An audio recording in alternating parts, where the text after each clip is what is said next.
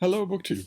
I've got a little mail for you today on this beautiful mid-spring day. Walk around outside in your shirt sleeves, get up a nice warm sweat, windows open, nice cross breezes through.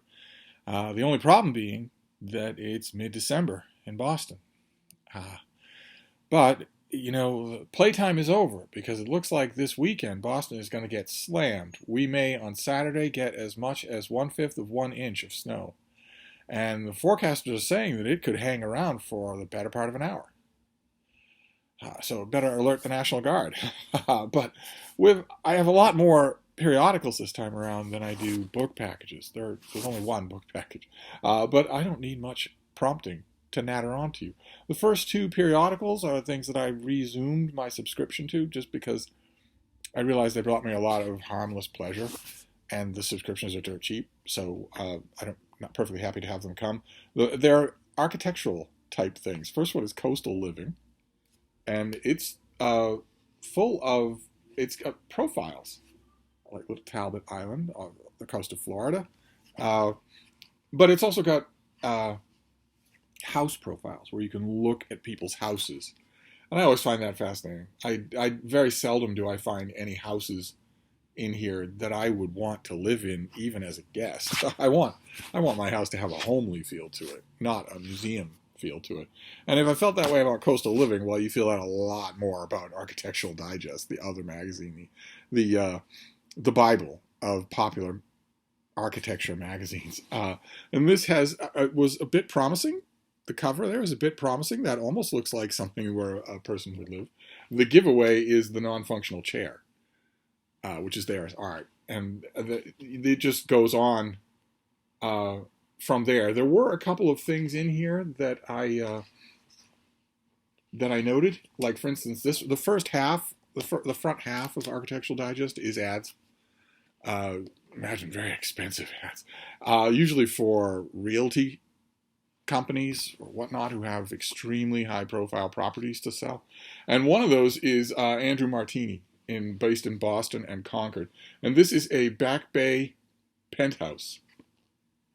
Look at that.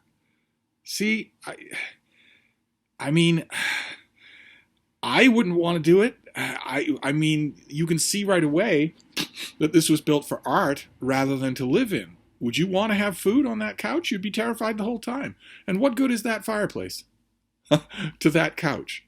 I'm assuming the fireplace is functional since it has the ostentatious screen, but what good does it do you if you're all the way over here? I do envy the porches, though. That is very nice. I don't know exactly how I would fix this room. I know exactly how I would to make it look like humans live there, but I'm never going to get the chance. This thing is, does it say? I think its sale price is $2,950,000. Now, I have been in many penthouses. In fact, judging from the view out the windows here, I'm guessing that I've been in one really near to this one. But I would never, of course, never in a million years would I consider spending that kind of money for a place that feels like a museum rather than a home. The feature of this magazine, of this issue, was that it featured a whole bunch of interior designers. It gives them a profile, a bright color look at their work. And some of them, of course, are celebrities. If you don't have any talent and you're a celebrity, then being an interior designer is, kind of a no-fail prospect. I mean, what are you supposed to say? How are you is anyone supposed to say that you are a bad interior designer? How is anyone supposed to say that? Because anything goes. But I did have a notice, D-list celebrity Nate Berkus. I noticed his husband, Jeremiah Brent, is an interior designer. God knows what his interiors look like. But then you move to the back of every issue, and the back of every issue has people's homes, where you have just a profile of people's homes. Here you have the requisite dog on the couch. But look at that room. It's completely dead. What would you ever do in that room? I seem to recall, if I remember correctly, that there was a feature somewhere in this Arctic wasteland that I liked. These two took their home in England and chinsed it up to make it look like a stately old home. There's the two of them. This young man is called his business partner. uh, they also have a cute dog. Him and his business partner have a cute dog. But I seem to remember there was a detail in one of these. I don't think it was the London home. Was it the French chalet in the thick snow? Yes, it was. It was. Look at this bathroom. I was almost envious. Look at that tub. Oh my. You have the nozzles. It's huge. You have shower heads so that you can shower yourself down if you want to. And you've also got 2 showers in the room. Incredible. And all that natural skylight. My. I miss having a standalone, genuine tub, something I could wallow around in. But those were the two square-bound slick magazines, and all the others are newspapers. Naturally, I'm a creature of the old-school newspaper world. Like, for instance, we have the Vineyard Gazette again, the Martha's Vineyard Gazette off the broadsheet newspaper for the island of Martha's Vineyard. Here we have a picture of a humpback whale that someone spotted on the ferry.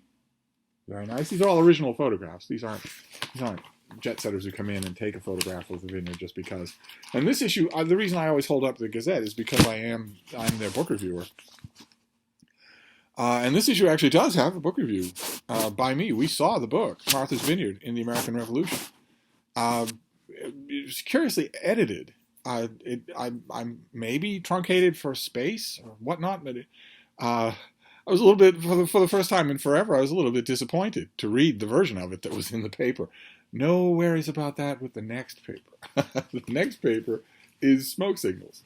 This is Big Canoe News in northern Georgia. This is a full-color, multi-section paper. Let me show you how beautiful these things are. There is the living section.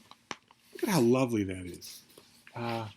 We have arts and entertainment. Also lovely, just beautiful local photographs that are just wonderful. And in addition to that, if you go to the second section of the news and you go to the back, you get to a gigantic original book section. Look at that. 2 full pages of books coverage.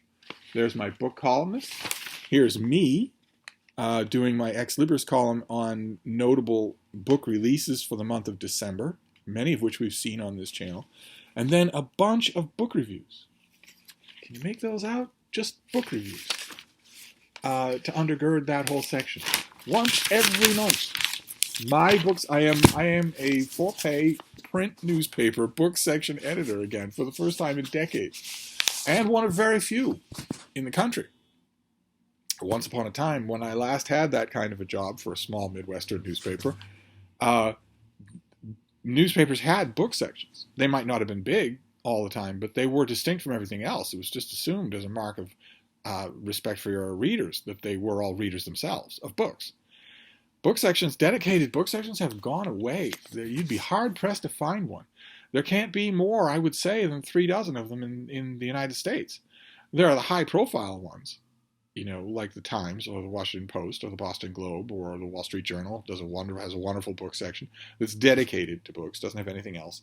But smaller newspapers, no. Oh, it's very, very rare. So I would imagine that if you had a convention, not that you ever would in the middle of COVID, but if you had a convention in which all small newspaper book section editors gathered together, I think we could fit around a table. I am the newest of them all. I have probably a lot more experience at it than a lot of the ones that do, if there are. I have yet to find one. But if there are, I probably have a lot more experience than they do, but we'd have a lot to talk about. I think it's tremendously encouraging. I love it. It would be great anyway, but I love the job that Smoke Signal's done. The art, graphic design, setup people make it look beautiful, just beautiful. And you can get that print book section in the mail once a month. You could be getting this paper same as I got it and show it to you. The subscription rate, I think, is $30 a year. It's on the website that I leave on every video, and it's a rare thing. Not only for a print newspaper to have a dedicated book section that's so big, 2 full pages, but also for you to know the editor. So feel free to subscribe if you so choose. And then the third periodical is one in which I have no hand. I have appeared sometimes in it, never writing a book review.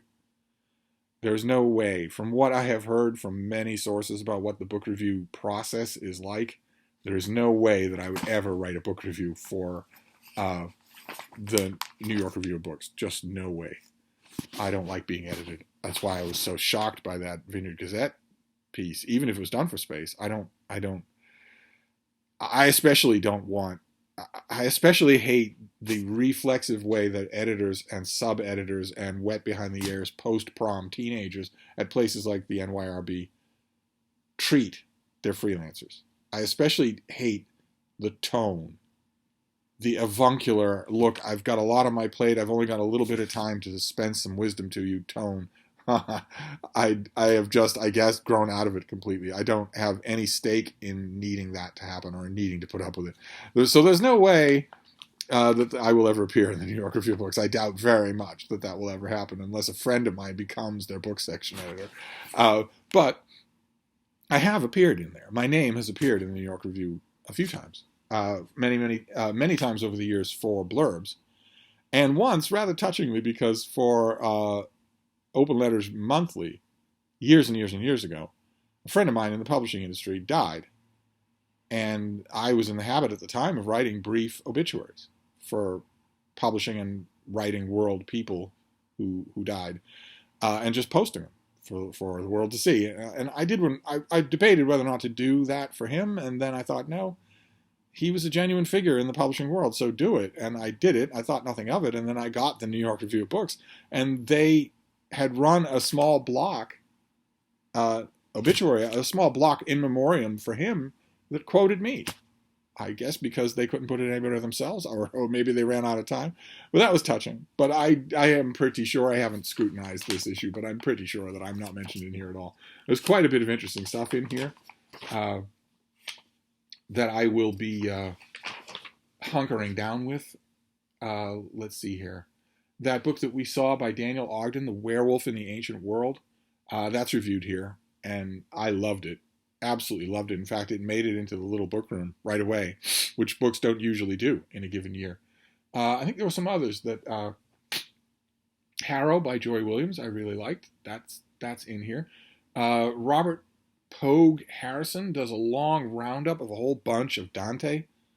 A couple of different editions of the Purgatorio, one book called After Dante, and one Illustrations for Dante's Inferno by Rachel Owen. Big ruminative thing that I haven't really dug into yet, but I wanted to mention it, of course, because Tom at Tom L.A. Books is doing his guided tour of the Divine Comedy, and we have finally reached paradise. We've finally reached the Paradiso.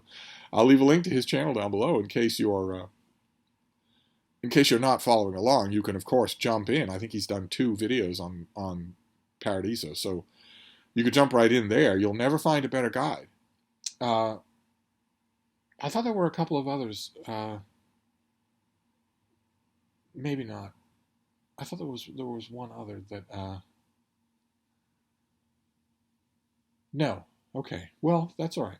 Oh no. Yes. Kwame Anthea Appiah